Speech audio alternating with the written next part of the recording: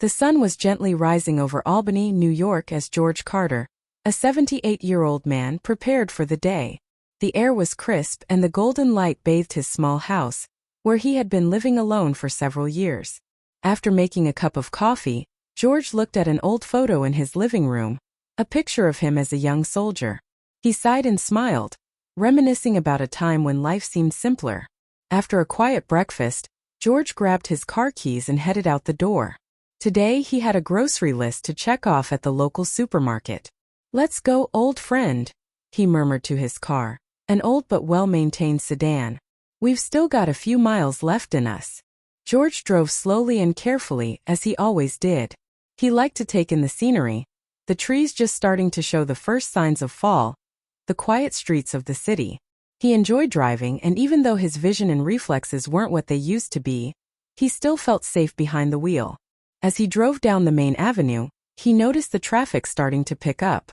He signaled to change lanes but had to wait for another car to pass. That's when he heard a loud, blaring horn behind him. George glanced in the rearview mirror and saw a sports car rapidly approaching. "Come on, Grandpa. Speed up that old clunker," shouted the young driver, Jason, a 25-year-old man impatiently stuck behind George.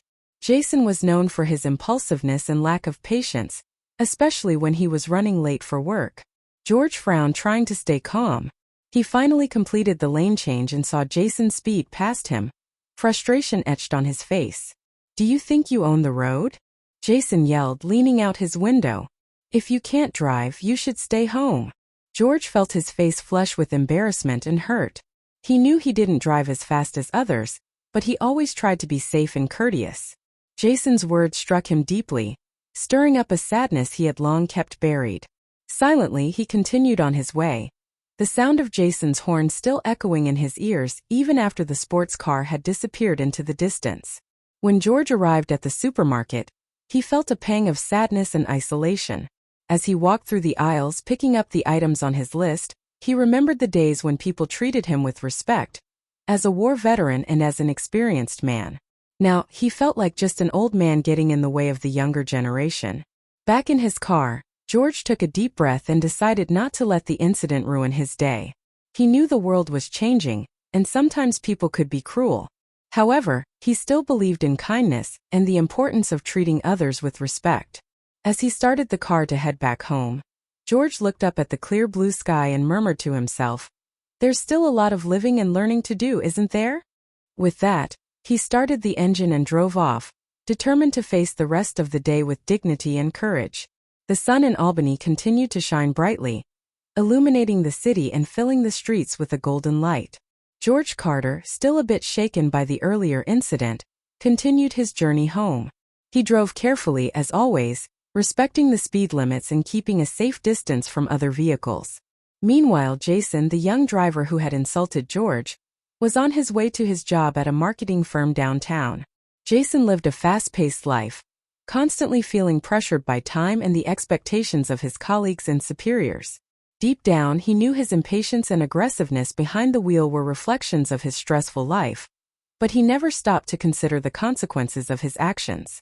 Suddenly, fate brought them face to face again. George, driving calmly, approached a traffic light that had just turned yellow. He chose to brake gently and stop rather than accelerate through the intersection. Jason, who was right behind him, was furious. "You've got to be kidding me," Jason exclaimed, pounding his hands on the steering wheel. He felt his blood boil, impatience burning in his chest.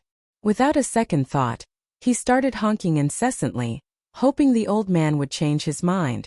George, glancing in the rearview mirror, saw Jason's angry expression and felt even more uncomfortable. With his heart racing, he took a deep breath and murmured to himself, "Stay calm, George. Just keep doing what's right." When the light turned green, George began to move forward slowly. But Jason, still irritated, floored the gas pedal and sped past George on the left, leaving a trail of exhaust and the roar of his engine behind. As he passed George's car, Jason rolled down the window and shouted, not caring who might hear. "Learn how to drive, old man," he yelled, his voice dripping with disdain. "People like you shouldn't even be on the road." George gripped the steering wheel tightly, feeling the sting of those words like a knife. He had always prided himself on being a careful and law-abiding driver, But Jason's words made him question his abilities. For a moment he felt small and worthless, as if he really was just getting in everyone's way. Jason, on the other hand, continued his drive, feeling a false sense of triumph. To him, winning that little traffic battle was a small victory against a world that always seemed to be trying to slow him down. He had no idea of the impact of his words, nor did he care. As both cars went their separate ways, George felt devastated. He didn't want to cause anyone trouble, but it seemed that no matter how hard he tried, he always ended up bothering someone. Maybe he's right, George thought, feeling defeated. Maybe I really should stop driving. Little did he know that this unpleasant encounter would be just the beginning of a series of events that would change both their lives forever, bringing important lessons about respect, patience, and the value of life's experiences to the surface. After the unpleasant encounter with Jason on the road, George Carter arrived home with a heavy heart. The harsh words from the young man weighed on him like a burden he couldn't shake. The once peaceful quiet of his house now seemed to amplify the loneliness that surrounded him. Sitting in his favorite armchair, George looked at a box of old memories. Inside were photos from his youth, medals from his military service, and letters yellowed with age. Each item told a story, a moment when he had felt useful and respected. He picked up one photo in particular, a picture of him in his officer's uniform, standing alongside his squad mates. "I used to be someone," George murmured, his throat tight with emotion. He remembered how, when he was younger, people treated him with respect and gratitude, recognizing his contributions. Now it seemed all that had faded away, replaced by impatient looks and harsh words. As he reflected, the TV in the corner of the room was broadcasting something that caught his attention. It was a news report about the rising cases of road rage, particularly against elderly drivers. George was surprised to see how many similar stories were being shared. The report featured elderly people who, like him, felt undervalued and mistreated on the roads. An elderly woman, interviewed on the program, expressed the same sentiment that George was grappling with. "Sometimes I feel like my life doesn't matter to others anymore. We're just obstacles in the way of people in a hurry." The woman's words resonated deeply with George. He had never felt so isolated. Jason's actions had stirred up painful memories of other times he had felt disrespected and invisible. Although he knew he shouldn't let a stranger's behavior affect him so much, it was hard to ignore the pain caused by someone's contempt. As night fell, George decided to take a walk to clear his mind. He strolled through the quiet neighborhood, the distant sounds of the city in the background, feeling the cool night breeze. He thought about his children, now living far away, and how their rare visits were one of the few joys in his current life. As he passed through a park, he saw children playing and elderly people sitting on benches, talking to each other. An elderly woman smiled and waved at him, but George only half-heartedly waved back. He felt disconnected, as if he were merely passing time instead of truly living it. "Is this it?" he thought. "Is this how life ends, with people just tolerating you?" He returned home, more tired than usual. As he lay down in bed, George's eyes closed with a new heaviness, the weight of the day's words and pain. Little did he know that, even in that darkness, there was still a glimmer of hope, a path that would lead him to rediscover his worth and the respect he knew he deserved. And so, as Albany slept, George Carter began to face a new challenge in his life, not on the streets but within himself, seeking to find his place in the world again and the dignity he knew he was worthy of. The next morning, Albany awoke under a gray sky. George Carter, still feeling the weight of the previous day, decided to stick to his morning routine. He didn't have the same energy as before, but getting out of the house and doing small errands helped him maintain some sense of normalcy. As he walked to the local cafe to get his coffee, something strange happened. Several people looked at him with curiosity, some even with sympathy. At the same time, in a nearby cafe, the news about George and Jason's incident began to spread quickly through social media and word of mouth. One of the witnesses who had filmed the event posted the video online with the caption, "Road rage in Albany. Young man humiliates elderly driver." The post quickly gained traction, generating hundreds of comments and shares. "This is terrible. Where's the respect for our elders?" commented one user. "My grandpa went through something similar. People are so impatient these days," added another. Meanwhile, Jason, completely unaware of the uproar, was at his office. He was scrolling through social media when, to his surprise, he came across the viral video. His stomach sank as he watched himself shouting at George. The comments were relentless. People were horrified by his behavior and quickly labeled him the villain of the situation.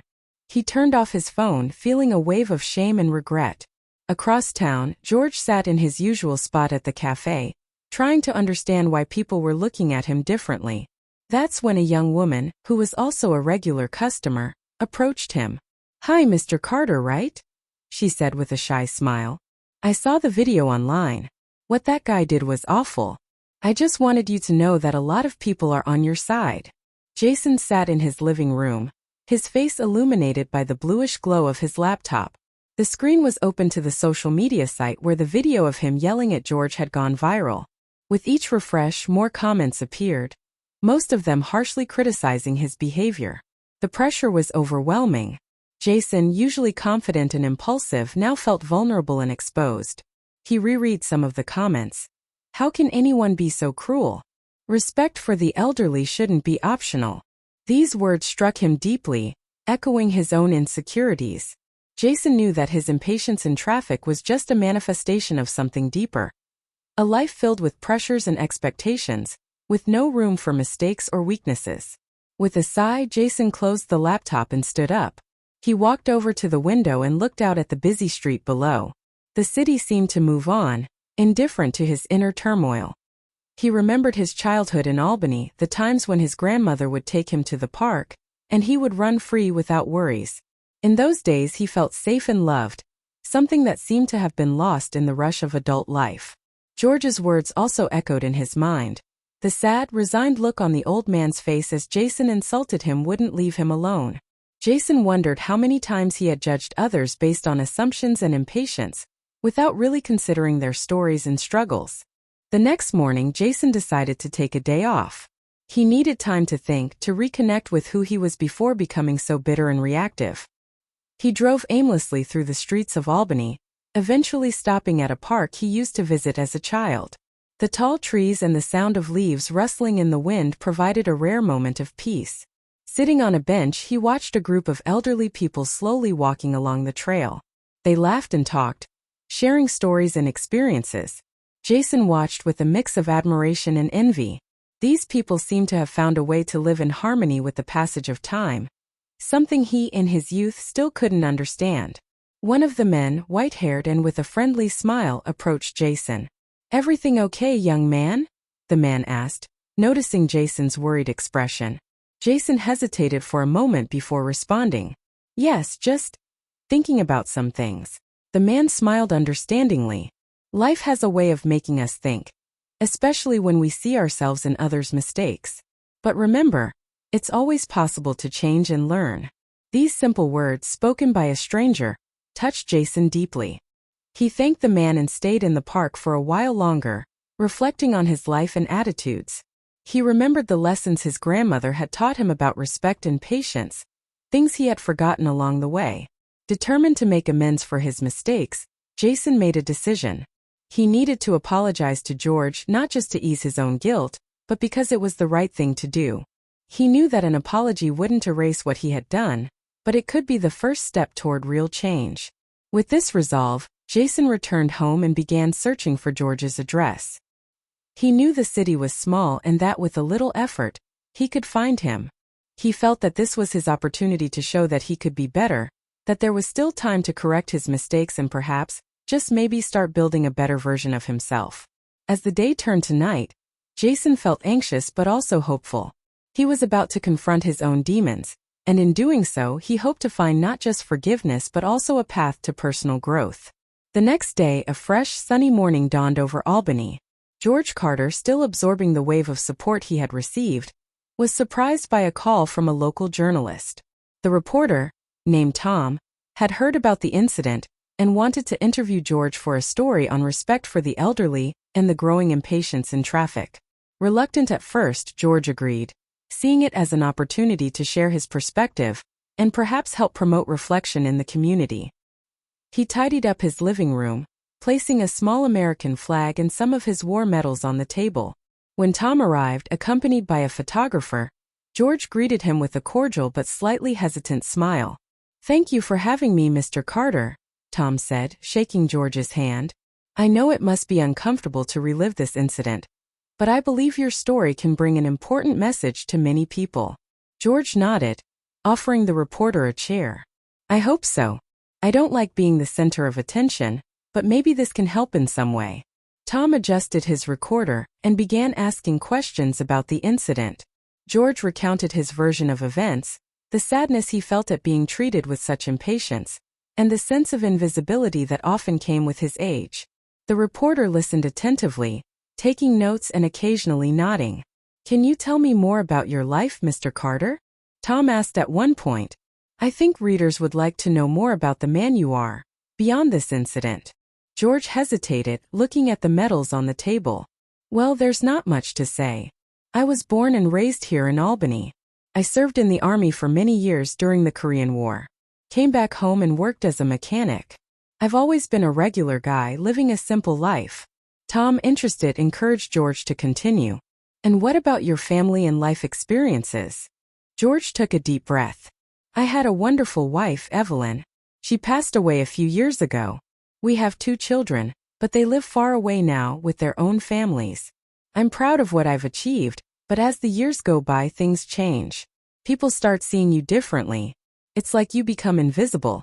Except when someone gets annoyed with you for driving too slowly." Tom sensed the sadness in George's words and wanted to delve deeper into the impact this had on his daily life. "Do you feel that, in some way, you've lost the respect of others?" George was silent for a moment, looking out the window at the garden. "I think respect is something you earn over time and through your actions. But I feel that as you get older, the world around you changes. People are in a hurry, they don't have time to listen or understand. And you start questioning your own worth." The interview continued, with George sharing stories from his youth, his military career, and the challenges he faced adapting to retired life. He talked about his pride in his medals, but also about the emptiness he sometimes felt, especially after Evelyn's death. Tom listened to everything with attention, touched by George's sincerity and depth. In the end, Tom thanked George for his honesty. "I think many people will relate to your story. I hope we can raise awareness about the need for more patience and respect, especially for those who came before us." As Tom and the photographer prepared to leave, George felt surprisingly light. Sharing his story seemed to have relieved some of the weight he carried. He realized that he still had a voice and that his life experiences could offer valuable lessons to others. After the journalists left, George sat back down in his armchair. He looked at the photos of his family and the medals, reflecting on the different phases of his life. For the first time in a long time, he felt a spark of hope and purpose. He was not just an old man people passed by in traffic. He was a man with a rich history and still had something to contribute to the world around him. As the sun began to set, George was comforted by the idea that his story might make a difference. He was determined to continue living with dignity and not allow a single incident to define who he was. The support from the community and the opportunity to share his experiences helped him see that there was still much to fight for and live for. The morning after George's interview, Jason woke up with a weight on his chest.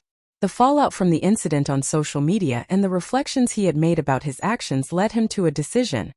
He needed to apologize to George. It was an important step, not just to make amends for his wrongdoing, but also to begin changing his impulsive and reactive behavior. Jason spent the morning mentally preparing for the meeting. He knew where to find George, thanks to the viral video that indicated the area where the elderly man lived.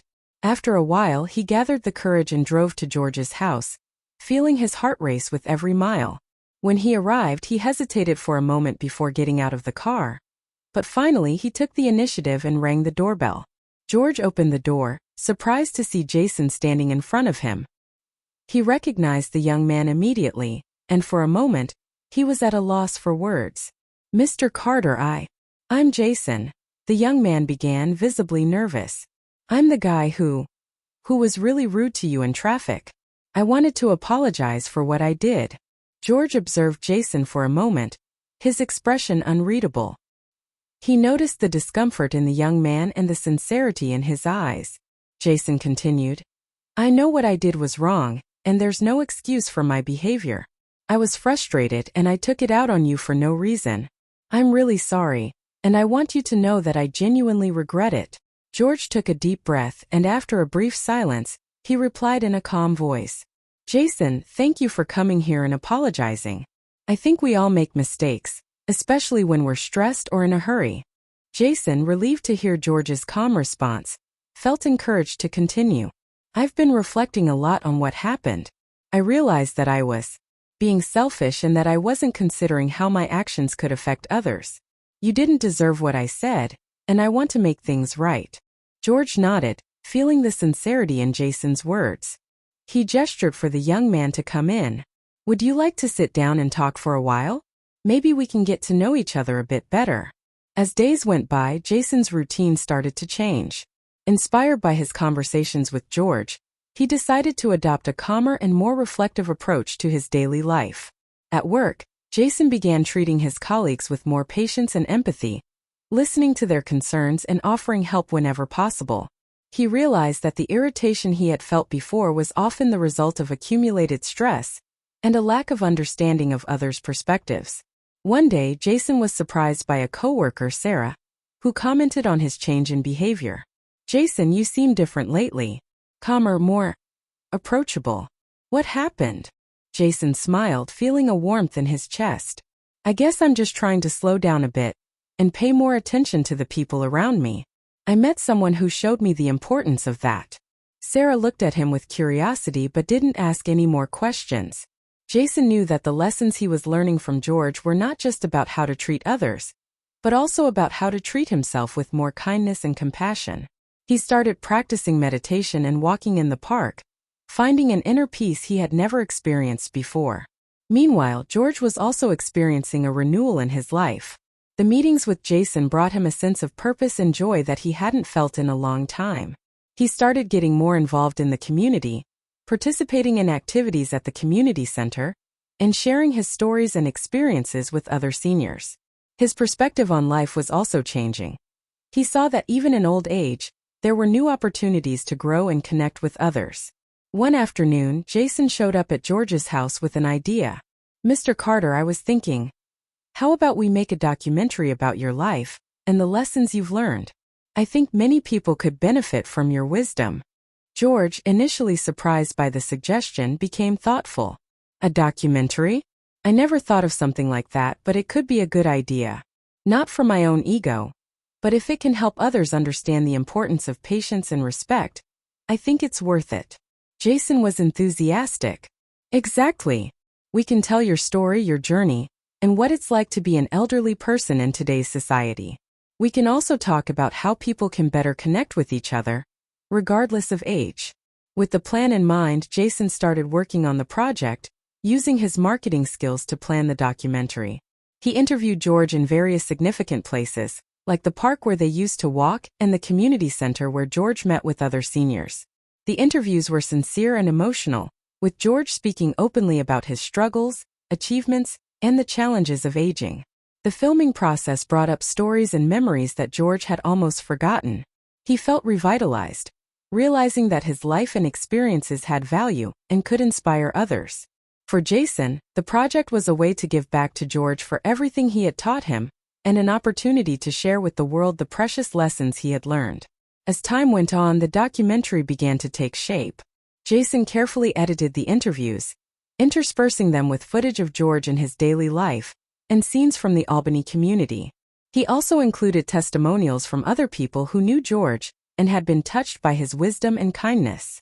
When the documentary was finished, Jason organized a small screening at the community center. George moved, invited friends and acquaintances to watch. Jason was nervous, hoping the work would have the impact he expected. During the screening, the silence in the room was palpable.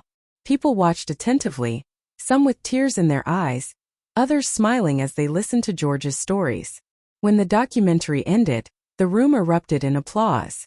George, emotional and a bit embarrassed by all the attention, thanked everyone for being there.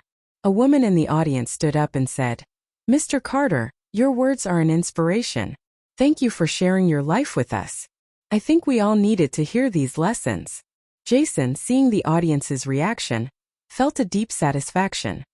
He knew that moment was the result of a path he had started walking with George's help. It was not just a tribute to a wise man, but also a testament to how friendship and understanding can transform lives. From that day on, George's documentary became a point of reflection for the Albany community. People began talking more openly about respecting the elderly and the importance of listening to and learning from those with more life experience. For George and Jason, the project was more than just a simple film. It was a journey of personal growth and a testimony to the power of human connection. The friendship between George and Jason flourished even more, with both learning and supporting each other. They knew that, regardless of age, each person has a unique and valuable story to tell, and that the true value of life lies in the relationships we build and the lessons we learn from one another. Jason parked his car in front of George's house, a cozy little bungalow in a quiet Albany neighborhood. It had been weeks since the day he apologized to George, and since then they had developed an unlikely friendship. Jason, driven by the desire to do something meaningful, decided to document George's life. His stories, his memories, and the lessons he had to share. He knocked on the door, adjusting the camera on his shoulder, and waited. The door slowly opened, revealing George with a gentle but tired smile. He wore a wool sweater, a dress shirt underneath, and his inseparable military cap, now worn by time. "Good morning, George," Jason greeted, extending his hand. "Good morning, young man," George replied, shaking Jason's hand with surprising firmness for his age. "Come in, let's sit in the living room. I'm curious to see what you've prepared." Jason entered and was led to the living room, a room filled with memories of the past. The walls were adorned with old photos, black and white portraits of George in his military uniform, alongside friends who had long since passed. Framed medals hung as silent witnesses to a life full of sacrifices. "This place, it's like a time capsule," Jason commented as he adjusted the camera on the tripod. "That's what happens when you live in the same place for so long," George said with a melancholic smile. "Everything around you becomes a part of who you are." Jason nodded, preparing to start filming. "Shall we begin then? Can we talk about your childhood?" George settled into the brown leather armchair, which creaked softly under his weight. He paused, his gray eyes lost in some distant point. "I grew up on a small farm outside of town," he began with a calm voice. "Those were tough times. My father worked all day in the fields, and my mother took care of everything else. We didn't have much, but there was always food on the table and enough love to warm the heart." Jason leaned forward slightly, attentive to every word. "And how did you decide to enlist?" George took a deep breath. "It was a tough decision, but at that time we felt it was our duty. The war was happening and all the boys my age were going. I didn't want to be left behind. And also there was that feeling of wanting to prove something to myself. I wanted to be strong like my father always was." "You were brave," Jason said, genuinely impressed. "Courage. It's funny to hear that now," George laughed softly. "Back then courage was more about survival. You did what you had to do and hoped to come back home. You made friends there, didn't you?" Jason asked, remembering the old photos. "Yes," George nodded with a nostalgic look. "Friends who became brothers. We went through a lot together and lost many along the way. But those who came back changed. We were too young to see what we saw. And those experiences, they shape us for better or for worse." Jason paused, feeling the weight of George's words. "And after the war? How was it to come home?" "It was a challenge," George admitted, looking at his hands. "I came back, but a part of me stayed there. It took a long time to adjust again, to find a purpose. But I found comfort in the small things. I met my wife shortly after returning. She was the light I needed." Jason smiled. "And she's still with you in a way," he said, gesturing to the photos of a smiling woman on the shelf nearby. "Yes, she always will be," George replied with a tenderness in his voice. "She taught me that life goes on despite everything, and that love can heal the deepest wounds." There was a moment of silence, broken only by the ticking of the clock on the wall. Jason turned off the camera for a moment, feeling that George needed a break. "George," Jason said, breaking the silence, "I just want to say that listening to these stories, it's an honor. And I know many people will be inspired by you, just as I was." George smiled, but there was a hidden sadness there. I appreciate it, Jason, but I don't want to be remembered as a hero. I want to be remembered as someone who lived, loved, and learned from his mistakes. That's the greatest lesson I can share. Jason reflected on those words, realizing that the documentary was becoming much more than he had imagined. It was not just a collection of war stories, but a journey through the complexities of life, through the eyes of someone who had seen and lived so much. Shall we continue? George asked, straightening up in the armchair. Sure, said Jason, turning the camera back on. I have a feeling there's much more to tell. And so they continued. George spoke about the highs and lows of his life, about moments of pain and joy, and Jason listened, absorbing every word. They laughed together, and at times tears also appeared. It was more than just a simple exchange of stories. It was the building of a genuine friendship, a connection that transcended generations and differences in experience. And for Jason, it was a silent transformation, as he learned the true value of wisdom, respect, and empathy. The small auditorium at the Albany Public Library was packed that night. People of all ages gathered to watch the premiere of Jason's documentary about George's life. The buzz in the air was palpable. The film had already generated curiosity and anticipation in the community, especially after small excerpts were shared on social media. Jason, nervous, stood by the side of the stage, adjusting his tie as he observed the crowd. He had never imagined the project would take on such a scale. What started as a simple attempt to capture George's life now seemed to be something much bigger. A tool for change, for reflection. George, sitting in the front row, watched the activity with a calm smile on his face. He wasn't used to being the center of attention, but he was pleased to see so many people gathered to hear his story. Next to him, Jason approached and placed a hand on George's shoulder. Are you ready to see yourself on the big screen? Jason asked, trying to ease the tension. George let out a soft laugh. I've lived long enough not to worry about these things, but I'm happy to see so many people interested. That's what really matters. The auditorium lights began to dim, signaling that the film was about to start. Jason walked to the stage, took the microphone, and after a moment to calm himself, spoke to the audience. Good evening, everyone. I want to thank you all immensely for being here tonight. This project is very special to me, and I believe that for all of us, after getting to know George, it will also be special for you. This documentary is not just about one man, but about the importance of respecting those who came before us, their stories, their lessons. So, without further ado, I hope you enjoy Lessons from the Road. The film began with a scene of George in his armchair, the same one Jason had filmed several times, as he told stories of his youth, the war, and the most significant moments of his life. The camera captured every detail of George's expressions, the depth in his eyes, the weight of words spoken with such care. As the documentary progressed, the audience grew increasingly silent, completely immersed in George's stories and reflections. There was something captivating about hearing from a man who had lived so many lives within one. The scenes alternated between interviews and footage of George's daily life, interspersed with moments showing Jason and George together, highlighting the friendship that had blossomed between them. When the film ended, there was a moment of silence before the auditorium erupted in applause. Jason felt immense relief, mixed with a wave of emotion he hadn't anticipated. He looked at George, who was smiling but with eyes a bit misty. George stood up with some difficulty and clapped along with the others, receiving hugs and congratulations from the people around him. Jason returned to the stage to thank everyone again, but before he could speak, George raised his hand, asking for the microphone. May I say a few words? George asked, and Jason promptly handed him the microphone. George looked at the audience, composed of familiar and unfamiliar faces. I never imagined something like this would happen in my life. I'm just an ordinary man like any of you. But this young man here, he pointed to Jason, gave me the chance to share my stories, my memories.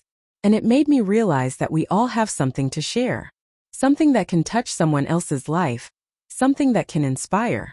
The auditorium was in absolute silence. Every word from George was heard with reverence. I want to thank you all for coming and for listening. But more importantly, I want to remind everyone that respect and empathy are the greatest lessons we can learn and teach. Because, in the end, that's what connects us as human beings.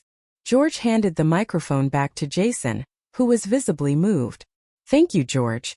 I think there's not much more to say after that." The event continued with a reception, where people approached George to share their own stories, thanking him for inspiring them. The documentary had made an impact that Jason had never anticipated, starting conversations about how the community could improve its relationships with the elderly and value their stories. Some days after the premiere, the library organized several sessions to screen the documentary for those who couldn't attend on the night of the launch. The film was also made available online, reaching an even larger audience. Support groups and local organizations began mobilizing to create programs for seniors, and Albany saw an increase in volunteering in nursing homes and community initiatives. George became a respected and admired figure in the community, not just as a war veteran, but as a symbol of wisdom and resilience. He and Jason continued their friendship, now deeper and more meaningful than ever, both understanding that the documentary was just the beginning of something much bigger. A change in mindset, a legacy of empathy and respect. Months had passed since the documentary premiere, and its impact continued to resonate in the Albany community and beyond. The city seemed to have transformed in some subtle but powerful way. People were more aware, more willing to listen, to connect with the older folks around them. Jason sat on a park bench, watching ducks lazily swim in the lake. He had arranged to meet George there, as they regularly did since they had grown close. The air was crisp, and the leaves on the trees were beginning to show the first signs of fall. He spotted George approaching, walking with the help of a cane, but with a firm step. When George sat next to Jason, he looked at the lake and sighed deeply. "It's a beautiful day," George said, breaking the silence. "Yes, it is," Jason replied, smiling. "How have you been feeling?" "I'm fine," George said with a slight smile. "A bit more tired than I used to be, but I guess that comes with age." Jason nodded, recognizing the truth in George's words. There was something different about George lately, a calmness that bordered on acceptance, as if he were at peace with everything he had lived through. "I've been thinking a lot about all this," Jason said, looking at the lake. "About the documentary, about the changes that have happened since then. It's amazing to see how people reacted." George smiled, his eyes shining with a mix of pride and humility. "You did a good job, Jason. Not just with the documentary but with the way you approached all of this. You showed that empathy can really change things." Jason averted his gaze, trying to process the compliment. "I don't know. I feel like I learned more from you than anyone else." George let out a soft laugh. "That's good. It means we're always learning, no matter how old we are. And you know, Jason, I think we've both changed a lot since that first meeting." Jason smiled, remembering how different he had been back then, impulsive, sometimes reckless, always in a hurry. "You're right. I was very different before I met you. You made me see things in a way I never considered. And you gave me something I thought I had lost," said George, looking at Jason with gratitude. "You gave me a purpose, a new reason to keep going." There was a comfortable silence between them as they watched the leaves fall from the trees and scatter on the ground. The wind carried a soft whisper, as if the world around them were aware of the significance of that moment. "So what comes next?" Jason asked, breaking the silence. "What are we going to do next?" George smiled. "I think we'll continue as we always have. We'll live, we'll share, and we'll learn. And who knows? Maybe there are more stories to tell." Jason nodded, feeling a comforting warmth grow in his chest. "I'd like that." "Me too," said George, with a twinkle in his eyes that demonstrated all the wisdom accumulated over the years. As the two friends stood up to walk through the park, the sound of leaves underfoot marked the rhythm of a friendship that grew stronger with each step. George, who had lived a life full of challenges and achievements, now walked alongside Jason, a young man who had learned the importance of valuing the past to build a better future. They walked in silence, but there was no need to speak. There was mutual understanding, a bond that transcended words. Jason knew that their journey together was not over, and George knew that, regardless of what the future held, he had left an indelible mark on Jason's life, and on the community that now admired him. When they reached the end of the path, George paused for a moment and looked around, as if wanting to capture the scene in his memory forever. He then turned to Jason and with a serene smile said, "Remember, Jason, the road you choose is as important as the way you walk it." Jason smiled back, understanding the profound meaning of those words. He knew he would carry that lesson with him for the rest of his life. As the sun began to set, casting a golden glow over the park, the two friends continued their walk side by side, ready to face whatever came next, knowing that, regardless of what happened, their friendship was the greatest legacy they could have built. Jason agreed and followed George into the house. They sat in the living room, and as they began to talk, Jason noticed the warmth in George's home. The photos on the walls, the medals on the table, the atmosphere of a life well lived. They spoke for a long time, sharing stories and experiences. Jason learned about George's military service, his love for his late wife, and the challenges of growing old in a world that often seemed to forget those who had come before. George, in turn, listened to Jason talk about the pressures he faced in his career, the struggles of living in a fast-paced society, and his desire to be a better person. By the end of their conversation, the initial tension between them had melted away, replaced by a mutual understanding and respect. Jason felt that he had not only apologized but had also learned a valuable lesson. George, for his part, appreciated the young man's willingness to make amends and saw in him the potential for growth and change. As Jason left George's house, he felt lighter, as if a burden had been lifted from his shoulders. He knew that this was just the beginning of a long journey toward becoming the person he wanted to be. But it was a start. He had taken responsibility for his actions, and in doing so had opened the door to a better future. George watched Jason drive away, feeling a sense of peace.